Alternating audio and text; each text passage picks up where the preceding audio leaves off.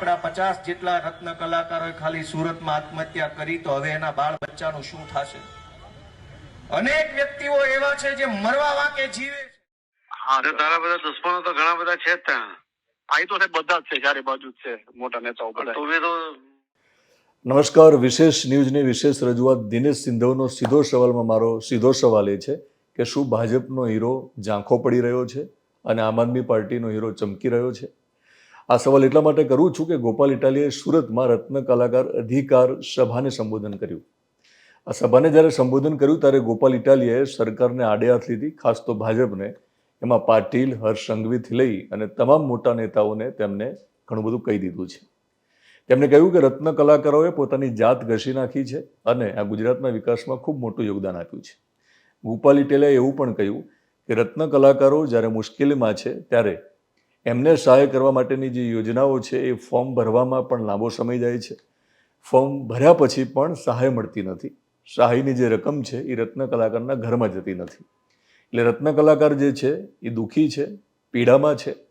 અને આપણને બધાને ખબર છે કે સુરતમાંથી છાસવાર એ પ્રકારના સમાચાર આવતા હોય છે કે રત્ન કલાકારનો પરિવાર હોય કે રત્ન કલાકાર હોય, જીવન ટૂંકાવી દીધું. શા માટે? કે રત્ન કલાકાર જે ક્ષેત્રમાં છે, રત્ન કલાકારો હીરા ઘસે છે અને એમના જે માલિકો છે એ ચમકતા હોય છે, એ વૈભવી જીવન જીવતા હોય છે. પણ રત્ન કલાકારોનું જીવન તમે જો તપાસો તો એના જીવનમાં ચમક નથી. એના જીવનમાં એકદમ એક અંધકાર છે, ક્યાંક જીવન ઝાંખું પડ્યું છે. તો આમ આદમી પાર્ટીનો હીરો ચમક્યો, આ શબ્દ હું એટલા માટે વાપરું છું અથવા તો સવાલ એટલા માટે કરું છું કે ગોપાલ ઇટાલિયાએ બહુ સમયસર આખો મુદ્દો ઉઠાવ્યો છે. 2027માં જ્યારે ગુજરાતમાં વિધાનસભાની ચૂંટણી આવવાની છે ત્યારે ગોપાલ ઇટાલિયાએ ખેડૂતોથી લઈ અને રત્ન કલાકારો સુધીના મુદ્દા ઉઠાવવાનો જે પ્રયત્ન છે એને ચાલુ રાખ્યો છે અને આમ આદમી પાર્ટીના હીરો તરીકે તેઓ ફરી એકવાર ચમકી રહ્યા છે. આમ આદમી પાર્ટીની આખી ટીમ મહેનત કરે છે, પણ ગોપાલ ઇટાલિયા જે પ્રકારે, જે સ્ટ્રેટેજીથી અને જે મુદ્દાઓ ઉઠાવીને સરકાર સામે એક પ્રકારની લડત ચલાવી રહ્યા છે ને લડત ચાલુ રાખી રહ્યા છે, ત્યારે એવું કહી શકાય કે આમ આદમી પાર્ટીનો હીરો ચમકી રહ્યો છે. મેં સવાલ કર્યો હતો અને એનો જવાબ આ પ્રકારનો આપવાનો પ્રયત્ન કરું છું. તમે તમારી રીતે પણ કોમેન્ટ બોક્સમાં જવાબ આપી શકો કે શું આમ આદમી પાર્ટીનો હીરો ચમકી રહ્યો છે? તેમને રત્ન કલાકારના અધિકારની જે સભામાં જે ઘણી બધી માંગો કરી છે, એ માંગોને લઈને એને સરકારને મેં કહ્યું પ્રમાણે આડે હાથ લીધી છે. તેને અનેક સવાલો ઊભા કર્યા છે અને સરકારની જે નીતિ રીતિ છે રત્ન કલાકારો માટેની એને લઈને પણ સવાલ ઊભા કર્યા છે. સુરતમાં ભલે સભા કરી હોય ગોપાલ ઇટાલિયાએ, પણ સૌરાષ્ટ્રમાંથી આવેલો જે મોટાભાગનો પાટીદાર વર્ગ છે એ રત્ન કલાકાર છે.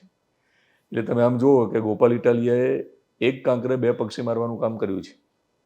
અને એમાં પણ હું સમજુ ત્યાં સુધી અમરેલીમાંથી મોટાભાગનો વર્ગ જે આવ્યો અને સુરતમાં સ્થળાંતરિત થયો, જે હીરા ઉદ્યોગ સાથે સંકળાયો છે. કેટલાક લોકો અબજોપતિ બન્યા છે અને કેટલાક લોકો આજે પણ આ ક્ષેત્રમાં અને આ ઉદ્યોગમાં કામ કરીને જીવન ચલાવવાનો પ્રયત્ન કરી રહ્યા છે. તો આમ તો આખા સૌરાષ્ટ્રમાંથી પાટીદારો ત્યાં ગયા છે ને હીરા ઘસ્યા છે ને રત્ન કલાકાર બન્યા છે. તો ગોપાલ ઇટાલિયાએ ત્યાં સભા યોજીને સુરતમાં આખા સૌરાષ્ટ્રમાં એની અસર ઊભી કરી છે. કારણ કે સૌરાષ્ટ્રમાં જે પરિવારો છે એ પરિવારોમાંથી જ કેટલાક પરિવારો ત્યાં માઇગ્રેટ થયા છે. એટલે સૌરાષ્ટ્ર ઉપર પણ એની અસર થવાની છે. અને હું જ્યારે અમરેલીને યાદ કરું છું ત્યારે ભાજપનો બીજો હીરો મને યાદ આવે છે. ભાજપનો હીરો કોણ? તો CR પાટીલ. CR પાટીલને આપણે હીરો એટલા માટે કહીશું કે તેઓ જ્યારે ભાજપના પ્રમુખ બન્યા એ પછી સ્થાનિક સ્વરાજ્યની ચૂંટણી હોય કે વિધાનસભાની ચૂંટણી હોય કે પછી લોકસભાની ચૂંટણી હોય, પરિણામો જે પ્રકારે મળ્યા છે એ પરિણામોએ ભાજપને ખુશ કર્યું છે. ભાજપ પક્ષ રાજી થયો છે અને ભાજપને સત્તામાં બેસવા માટે CR પાટીલ અને એમની ટીમનો બહુ મોટો રોલ છે. એટલે CR પાટીલને ભાજપના હીરો કહેવામાં મને લાગે છે કે કદાચ કોઈ અજુગતી વાત નથી અથવા તો વધારે પડતું પણ નથી. અમરેલીના ધારાસભ્ય કૌશિક વેકરિયા મને યાદ આવે છે. કારણ કે કૌશિક વેકરિયા અને CR પાટીલના કોલ રેકોર્ડિંગનો એક ઓડિયો ક્લિપ વાયરલ થઈ છે. કોલ રેકોર્ડિંગ વાયરલ થયું છે. આમ તો વિશેષ ન્યૂઝ એને કથિત ઓડિયો ક્લિપ કહે છે, પણ કોઈ સ્ટેટમેન્ટ બંને તરફથી કે પાર્ટીમાંથી આવ્યું નથી. હવે માની લેવાની જરૂર છે આટલા કલાકો પછી કે આ બંનેનો જ અવાજ છે.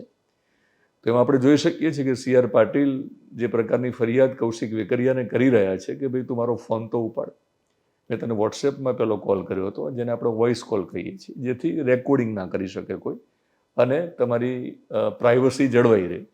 એટલે મોટાભાગના નેતાઓ, પત્રકારો, પોલીસ અથવા તો ઉદ્યોગપતિઓ વોટ્સએપ કોલમાં વોઇસ કોલમાં વાત કરતા હોય છે, જેથી કરીને એમની અંદરની વાતો બહાર ના આવી જાય.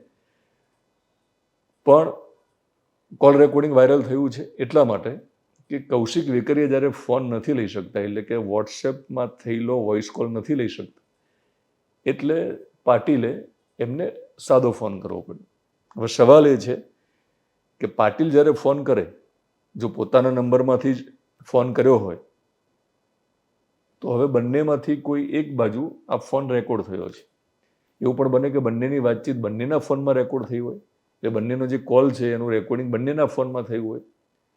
પણ મારો જે સવાલ હતો ને કે શું ભાજપનો હીરો ઝાંખો પડ્યો છે, આ સવાલ એટલા માટે છે કે પાટીલના રાજમાં એટલા માટે બોલું છું કે ગુજરાતના મુખ્યમંત્રી ભલે ભૂપેન્દ્ર પટેલ હોય, પણ ગુજરાતમાં રાજ તો પાટીલનું છે અને ભાજપનું રાજ છે, ત્યારે પાટીલનું રાજ બોલવામાં કોઈ વાંધો નથી. પાટીલના રાજમાં પાટીલના કોલ રેકોર્ડિંગને વાયરલ કરવાની કોઈનામાં હિંમત છે? અને આ કોલ રેકોર્ડિંગ જ્યારે વાયરલ થયું છે ત્યારે સવાલ એ છે કે કોને વાયરલ કર્યું છે? અને આ બંનેમાંથી જો કોઈ એકે વાયરલ ન કર્યું હોય તો કોઈ ત્રીજા વ્યક્તિએ વાયરલ કર્યું છે. કૌશિક વેકરિયા વાયરલ કરે એમાં હું માનતો નથી, અને પોતે સી આર પાટીલ તો વાયરલ કરી જ ના શકે. તો વાયરલ કોને કર્યું? તો બહુ સ્પષ્ટ વાત છે કે આ બંને નેતાની વાતચીતને વાયરલ કરવાની હિંમત માત્ર કોઈ ભાજપના નેતામાં હોઈ શકે, માત્ર કોઈ ભાજપના બહુ નાના કાર્યક્રમમાં પણ હોઈ શકે. હવે તમને સવાલ એ થતો હશે કે આ લોકો જ કેમ કરે, કોંગ્રેસ કેમ નહીં? પણ કોંગ્રેસ સુધી કદાચ આ વાત પહોંચી પણ ન હોય ને આ બહુ એમની આંતરિક બાબત હતી. હવે સવાલ એ છે કે આ હિંમત કરી કોને અને આ હિંમત શા માટે થઈ? સી આર પાટીલનું પ્રભુત્વ ઓછું થયું છે, સી આર પાટીલનો પાવર ઓછો થયો છે, અને આ હિંમત જેને પણ કરી છે અને એ હિંમત કર્યા પછી બંને વચ્ચેની વાતચીતમાં એવું કશું છે ને કે પાર્ટીને વધારે નુકસાન જાય અથવા તો અંગત રીતે બંનેને નુકસાન જાય. પણ આ બંનેની વાતચીતમાં એક વાત બહુ સ્પષ્ટ ફરી એકવાર લોકોની સામે આવી છે, જે સત્તાવાર રીતે આવી કહેવાય, જેમાં સી આર પાટીલ કૌશિક વેકરિયાને એવું કહેતા સંભળાય છે કે કાંગરા છે ને ધીરે ધીરે ખરે અને તું વારંવાર ભૂલો કરે છે, તારી છાપ બગડી રહી છે, ત્યાં સુધી વાંધો નથી. પણ સી આર પાટીલે એવું પણ કહ્યું કે તારા વિરોધીઓને તારા દુશ્મનો ઘણા છે. ત્યારે કૌશિક વેકરિયાએ સામેથી એવું કહ્યું કે હા, આપણા જ મોટા નેતાઓ મારા દુશ્મન છે. એટલે આ જે મોટા નેતાઓ છે ને અમરેલીમાં, એમાંથી જ કોકે કદાચ આ કોલ રેકોર્ડિંગ વાયરલ કરાવ્યું હોય. અને કોલ રેકોર્ડિંગ વાયરલ કરાવવાની હિંમત કરીને એ કૌશિક વેકરિયા માટે બહુ ચિંતાનો વિષય નથી, સી આર પાટીલ માટે ચિંતાનો વિષય છે. કારણ કે સી આર પાટીલને પૂછ્યા વગર આ પાર્ટીમાં કશું જ ન થતું હોય, લોકો પાણી પણ ન પીતા હોય, અને આવી અંદરની વાતો જ્યાં થઈ હોય એ ફોનનું કોલ રેકોર્ડિંગ કોઈ વાયરલ કરે છે, તો એ સારી વાત નથી. જે અમરેલીથી કૌશિક વેકરિયા આવે છે. એટલે ગોપાલ ઇટાલિયાએ સુરતમાં રત્ન કલાકારોના અધિકારની સભા કરી અને મેં કહ્યું પ્રમાણે સૌરાષ્ટ્ર અને ખાસ તો અમરેલીમાં એની અસર ઊભી કરી છે, અને એની સામે સી આર પાટીલની અસર ઓછી થઈ રહી છે, સી આર પાટીલનો પ્રભાવ ઓછો થઈ રહ્યો છે, એ પ્રકારની ઘટના બની છે તાજેતરમાં.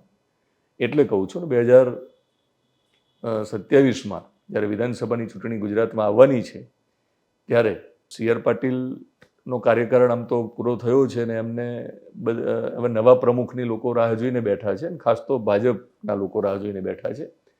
છાસવારે સમાચાર પણ આવે છે કે ફલાણા લોકો રેસમાં છે, એ પ્રમુખ બની શકે. પણ ભાજપ સિવાય અને સી આર પાટીલ સિવાય કોઈને ખબર નહીં હોય કે નવા પ્રમુખ કોણ બનશે.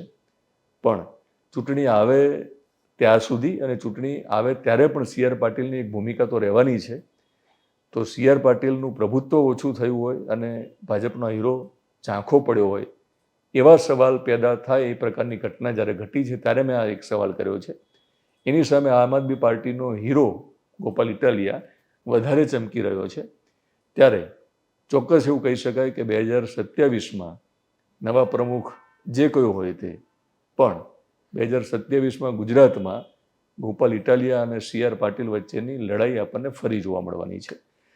વિશેષ ન્યૂઝની વિશેષ રજૂઆત દિનેશ સિંધવનો સીધો સવાલ જો તમને પસંદ હોય તો આપણી યુટ્યુબ ચેનલને તમે સબસ્ક્રાઇબ કરશો, ફેસબુક પેજ અને ઇન્સ્ટાગ્રામમાં જોતા હોય તો મને ફોલો કરશો.